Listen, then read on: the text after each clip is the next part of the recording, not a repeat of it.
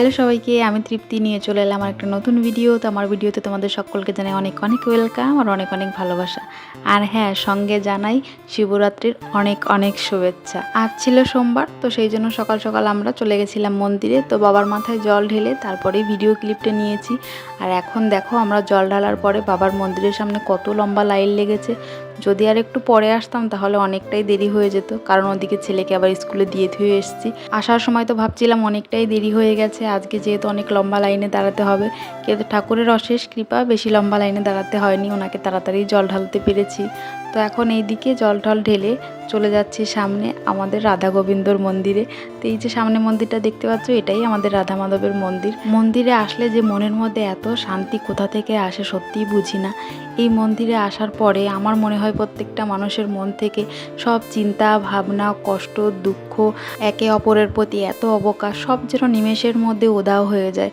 সত্যি মন্দিরে এসে যখন রাধা মাধবের মুখের দিক তাকাই তখন আর মনটা যে কী শান্তি লাগে সেটা হয়তো আর মুখের ভাষায় আমি বলে বোঝাতে পারবো না। সব থেকে ভালো কথা হলো যেটা, এখানে একজনের নাম করে আসলে সবার সঙ্গেই দেখা হয়ে যায়। যেমন ওখানে ছিল আমাদের শিব বাবা, ছিল দুর্গা মা, ছিল সঙ্গে হনুমানজিও ছিল, আর এখানে রাধা মাধবের মন্দির। তো তুমি একজনের দর্শন করতে এসে সবার দর্শনই পেয়ে যাবে, এতখানি কৃপা উনি ওনাদের ভক্তদের উপর রেখেছেন। তো এখন আমি ধূপধুনো দেখিয়ে নিচ্ছি। তো ঠাকুরকে দেখিয়ে আমরা আবার ওদিকে বাড়িতেও যাব, কারণ ছেলেকে তো স্কুলে রেখে এসেছি, ওই জন্য খুব তাড়াহুড়োই করছিলাম। কিন্তু মন্দিরে এসে সেই চিন্তা একবারও আমাকে তাড়া করেনি যে ওইদিকে আমি ছেলেকে রেখে আসছি, ওখানে ওকে আনতে যেতে হবে। তো এইটা হচ্ছে সবচেয়ে ভালো দিক, ভগবানের কাছে আসলে শুধু তার ধ্যানই করো, বাইরে এদিক ওদিকে চিন্তা করো না, কারণ সেই জন্য উনি তো আছেনই। তো এই কথাটা না আমি খুব ভালো করেই বুঝে গেছি। কিছু বছর আগে যখন আমি কোনো মন্দিরে যেতাম তখন আমার মনের মধ্যে কেন জানি না একটা অজানা ভয় খুব কাজ করতো, কিন্তু ইদানিং আমি যখন মন্দিরে যাই, কারণ আমার যেতে ইচ্ছে করে, আর যখনই যাই তখন মনের মধ্যে সেই ভয় তো দূরেরই থাক, কোনো কষ্ট দুঃখ অতীত ভবিষ্যৎ বর্তমান কিছুই থাকে না, শুধু ওনার ধ্যানই থাকে। ঠাকুর যেন আমাকে এইটুকু কৃপা করেন যেন ওনার প্রতি ভক্তি আমার থেকে কোনোদিন কম না হয়। যতদিন এই শ্বাস প্রশ্বাস চলবে ততদিন যেন উনি সঙ্গেই থাকেন, আর এই নিঃশ্বাসে সবসময় যেন ওনাকেই পাই। আর গোবিন্দর কাছে এই প্রার্থনা আমার, যে সকলকে ভালো রাখুক, সুস্থ রাখুক, সবাই যেন ভালো থাকে, সৎ পথে চলে। তো এই কৃপা যেন উনি সকলের প্রতি করেন। আমি জানি উনি আছেন, সকলকে দেখছেন, সকলকে কোনো না কোনোভাবে সাহায্য করছেন। তবুও আমাদের মনের একটা শান্তি ঠাকুরের কাছে জানিয়ে আমরা কতটাই না শান্তি পাই। তো এখন আমরা মন্দিরের ভেতর থেকে বেরিয়ে মন্দিরের দেওয়ালে যে ঠাকুরের মূর্তিগুলো আঁকানো ছিল, তো সেইগুলোই আমরা ঘুরে ঘুরে দেখছিলাম। এখানে সব দেবদেবীদের মূর্তি গড়ে রেখেছেন। তবে অনেক কয়বার হলো এইখানের এই মন্দিরটাতে আমাদের আসা, কিন্তু কখনো এইভাবে ঘুরে ঘুরে দেখা হয়নি, কারণ সেই সময়টা নিয়েই আমরা হয়তো আসতাম না, না হলে হয়তো মনে সেই আশাটাই থাকতো না, বা সেই তৃপ্তিটাই থাকতো না যে চারিদিকটা ঘুরে দেখবো, ভগবানের ভালো করে দর্শন করব। তো জানি না কেন দেখা হয়নি। তো এবার এসে চারিপাশটা খুব ভালো করে দেখলাম, আর সত্যি আমি তো মনোমুগ্ধ হয়ে গেছি দেখে। আর যখনই আমি এই মন্দিরের ভিতরে এসে এই রাধা গোবিন্দর ছবিটা দেখি বা ওনার সামনে দাঁড়ায়, মনে হয় যে কী শান্তি যে আমি পাচ্ছি সেটা আর মুখের ভাষায় বলে বোঝাতে পারবো না। তো চলো, ঠাকুরকে যেটা জানানোর তো জানিয়ে দিলাম, এখন যাই বাড়ির পথে। তো মন্দির থেকে তো বেরিয়ে পড়েছিলাম, তো কিছু ফুল দুব্ব আর সঙ্গে ধূপকাঠিও রয়ে গেছে, তো যাদের জন্য এনেছি তাদেরকেই দিয়ে যাই, এটা কেন আর ঘুরিয়ে নিয়ে যাব। তো আবার ঘুরে এসে এই গাঁও মাতার কাছে এসে দাঁড়ালাম। তো ওনাকে একটু ধূপধুনা দেখিয়ে আর ফুল জলটা দিয়েই তারপর এখান দিয়ে যাব। তো ক্যামেরাটা ছিল আমার বরের হাতে, তো উনি শুধু আমাকে নয় চারিপাশটা তোমাদেরকে দেখিয়ে দিল। আর মন্দিরটা কিন্তু অনেকটাই বড়, কারণ এখানেই দুর্গাপুজো হয়, রাস হয়, সব বড় বড় উৎসব কিন্তু এখানেই হয়।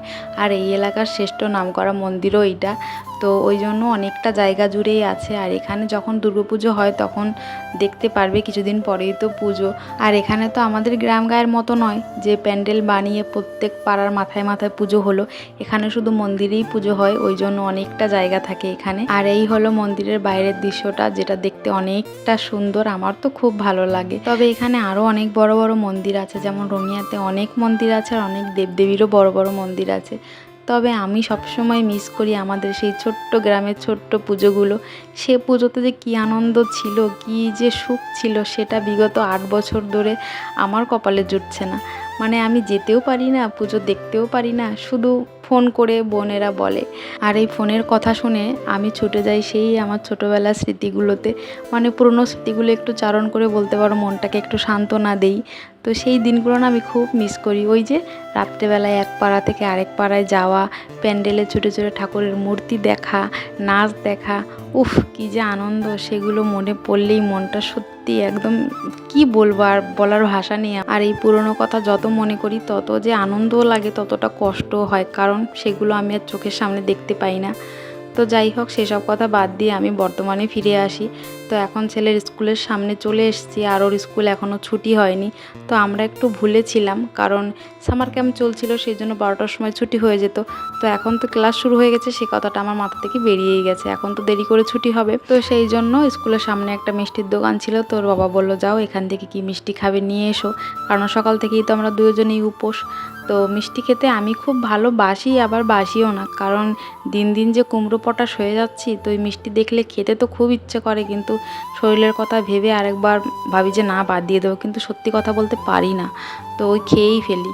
তো নিয়েছি মিষ্টি, আর এখন চলে এসেছি ঘরের সামনে। আর এখন মেয়ে আর বাবার মানে ভালোবাসা আদান প্রদান হচ্ছে, কারণ মেয়ে একটু রাগ করেছে, ও কি যেন একটা চাইছিল, এখন আমার ঠিক মনে নেই, তো সেটা ওকে দেওয়া হয়নি বলে ও কান্না করছিল। এখন বিকেল হয়ে গেছে আর ছেলে মেয়েকে নিয়ে বেরিয়েছি একটু রাস্তায়। মন্দির থেকে ফিরে এসে আমাকে অনেক কাজ করতে হয়েছে। তো পেট পুজো করার জন্য তো রান্নাবান্নার দরকার, সেগুলো তো করে রেখে যাইনি, সেইগুলো করতে হয়েছে। বাইরে থেকে জল আনতে হয়েছে, গোছাগাছি কাছাকাছি অনেক কিছু করতে হয়েছে, তো সেগুলো তো আর তোমাদের দেখাতে পারিনি। ওই জন্য চলে এসেছি রাস্তায়। তো রাস্তায় আসলে আমাদের ট্রেনের সঙ্গে দেখা হয়, আর দিনের মধ্যে যে কতবার দেখা হয় সেটা তো বাদই দিলাম, আর কতবার যে শুনতে পারি যে উনি এসেছেন সেটা তো হিসেবের বাইরে। তো এখন ছেলেমেয়েকে নিয়ে হাঁটতে বেরোলে কী হবে, এই যে যেটাকে হাঁটাতে নিয়ে আসি সেটা একদম লাফ মেরে কোলে উঠে পড়ে, আর যেটাকে হাঁটতে বারণ করি ও আরও বেশি করে হাঁটে। তো এই হচ্ছে আমার ছেলেমেয়ের কাণ্ড। তো এইভাবেই সারা দিনটা আমার পার হলো আজকের। তো চলো ভিডিওটা তাহলে এখানেই শেষ করি। ভালো লাগলে একটা লাইক শেয়ার সাবস্ক্রাইব অবশ্যই করো। আর হ্যাঁ, কেন ভাই আমার প্রতি এত নাইনসাফি কেন? ভিডিও দেখছো, কমেন্ট করছো না, লাইক করছো না, প্লিজ করো, এই গরিবের প্রতি একটু দয়া করো। তো চলো টাটা।